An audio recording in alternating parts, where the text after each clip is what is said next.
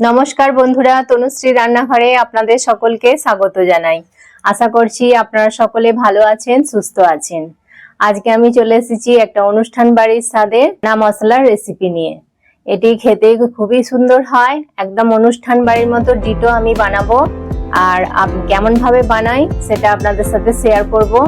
আশা করছি আপনাদের খুব ভালো লাগবে এই রেসিপিটি। প্রথম থেকে স্কিপ না করে এটা পুরো ভিডিওটা দেখার অনুরোধ রইল আপনাদেরকে। তাহলে চলুন আমরা শুরু করি। বন্ধুরা, চানা মশলা বানানোর জন্য আমি এখানে চানা নিয়েছি, যেটাকে কাবলি ছোলা বলে। তো এই কাবলি ছোলাটা আমি সারা রাত এটাকে জল দিয়ে ভিজিয়ে রেখে দিয়েছিলাম। সারা রাত পর এটা আমি সকালে দেখুন এটা ভিজে গেছে ভালোভাবে, দেখছেন কত সুন্দর ভিজে গেছে। তো এবার এটাকে আমি প্রেসার কুকারে সেদ্ধ করব। তো সেদ্ধ করার জন্য আমি একটা প্রেসার কুকার নিয়েছি। প্রেসার কুকারের মধ্যে আমি জল দিয়ে দেব।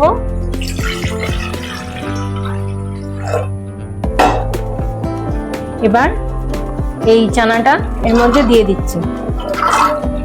আমি এটাকে ধুয়ে জল ফেলে দিয়েছি, পরিষ্কার করে নিয়েছি ধুয়ে।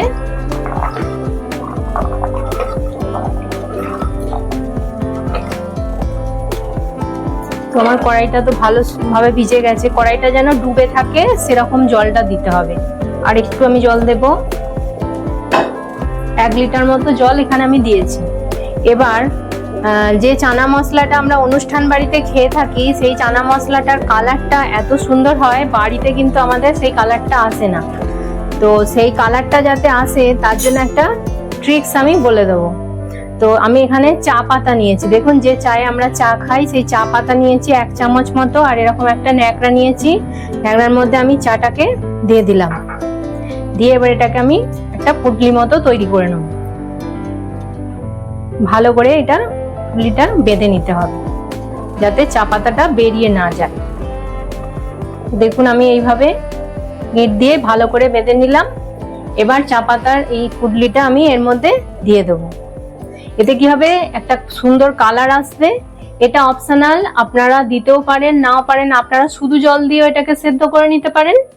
আমি যেহেতু এই কালারটা চাইছি অনুষ্ঠান বাড়ির মতো, সেই জন্য আমি এই চা পাতাটা দিয়েছি। এতে কিন্তু কোনো কষাও হবে না বা কিছু নয়, কিন্তু এটা কালারটা দুর্দান্ত আসবে। 5টা সিটি দেব। এবার আপনাদের কড়াইয়ের ওপর নির্ভর করছে কড়াইটা কেমন। যদি আরো বেশি সিটির প্রয়োজন হয় তাহলে আপনারা একটু বেশি দিয়ে নেবেন। দেখুন চানা মশলাটা আমি বানানোর জন্য চানাটাকে প্রথমে সেদ্ধ করে নিয়েছি। আর চায়ের যে পুটলিটা ছিল সেটা আমি বার করে রেখে দিয়েছি, ওটা কোনো কাজে লাগবে না আর। তো দেখুন খুব সুন্দর সেদ্ধ হয়ে গেছে, একদম নরম হয়ে গেছে, দেখছেন। এরকম ভাবে সেদ্ধ করতে হবে চানাটা। আর কি কি লাগছে, এখানে লাগছে পেঁয়াজ বাটা, টমেটো বাটা, আদা রসুনের পেস্ট আর ধনেপাতা কুচি। ফোড়নের জন্য লাগবে হচ্ছে গোটা গরম মশলার মধ্যে এলাচ, দারচিনি, লবঙ্গ, একটু জিরে, শুকনো লঙ্কা, তেজপাতা। আর লাগবে মশলার মধ্যে লাগবে হচ্ছে হলুদ গুঁড়ো, লঙ্কা গুঁড়ো, ধনে গুঁড়ো, জিরে গুঁড়ো আর কাশ্মীরি লঙ্কার গুঁড়ো, লবণ, চিনি। আর লাগবে হচ্ছে সানরাইজ সাই গরম মশলা, চানা মশলা আর কসুরি মেথি। রান্নাটা আমি করব সরষের তেলে। তাহলে চলুন শুরু করি। যে তেলটা গরম হয়ে গেছে, আমি এবার ফোড়নগুলো দিয়ে দেব। প্রথমে তেজপাতা, শুকনো লঙ্কা, জিরে আর গোটা গরম মশলা সব একসঙ্গে দিয়ে দিলাম। দিয়ে এবার এটাকে আমি একটু ভেজে নেব। এটা একটু 1 সেকেন্ড মতো ভাজা ভাজা হয়ে যাবে।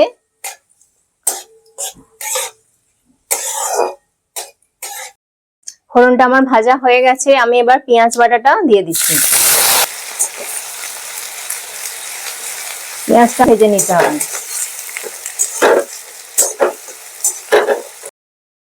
পেস্টটা এতে দিয়ে দেব। পেঁয়াজটাকে কিন্তু খুব ভালো করে ভাজতে হবে। দেখুন পেঁয়াজটা কত সুন্দর ভাজা হয়ে গেছে। এবার আমি আদা রসুনের পেস্টটা দিয়ে দিচ্ছি। তো এটা দিয়েও ভালো করে ভাজতে হবে, না আদা রসুনের কাঁচা গন্ধটা ভালোভাবে চলে যায়। ভালোভাবে পেঁয়াজের সাথে এটাকে আমি ভেজে নেব।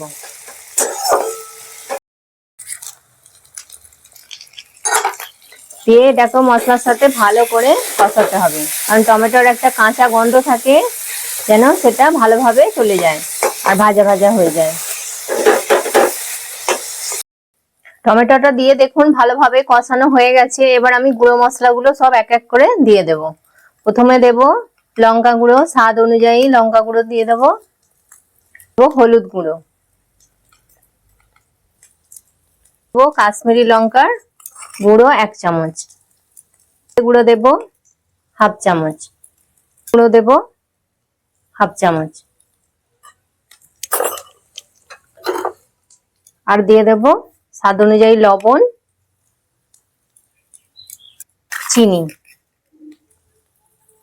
এবার যত ভালোভাবে মশলা কষা হবে, যে কোনো তরকারির স্বাদ কিন্তু মশলার কষানোর উপরেই স্বাদটা নির্ভর করে। যত ভালো কষানো হবে স্বাদ কিন্তু ততই ভালো হবে। এটাকে আমি এবার ভালো করে মশলাটাকে কষাবো।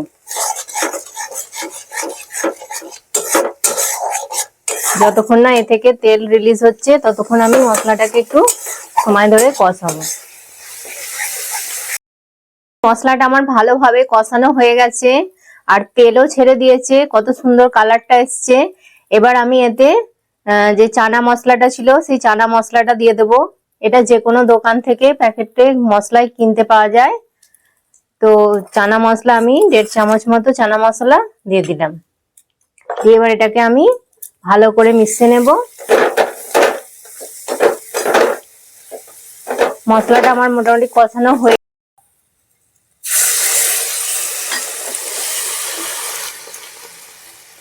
এটাকে আমি ভালো করে মিশিয়ে নেব।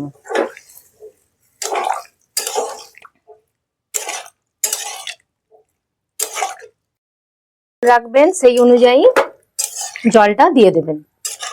যদি একটু ঝোল খেতে চান, একটু গ্রেভি রাখবেন ভাবছেন, তখন একটু জল দিয়ে দেবেন। আমি চাপা দিয়ে এখন এটা ফুটতে দেব।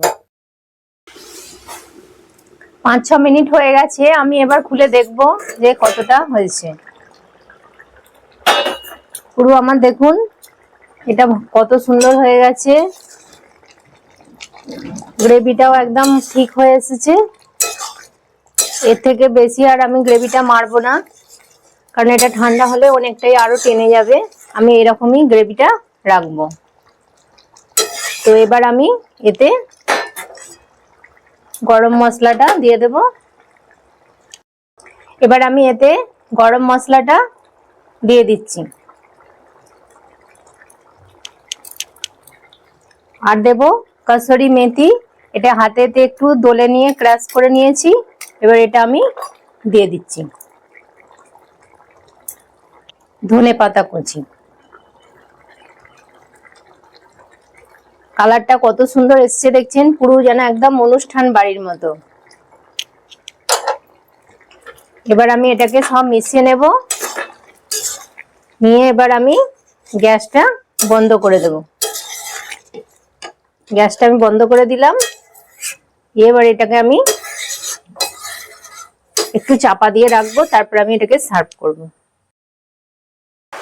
দেখুন কত সুন্দর লাগছে এটা দেখতে, দেখতেও যতটা সুন্দর খেতেও ঠিক ততটাই সুন্দর।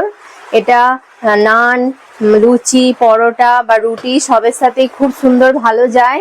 একদম অনুষ্ঠান বাড়ির মতোই মানে হয়েছে জিনিসটা।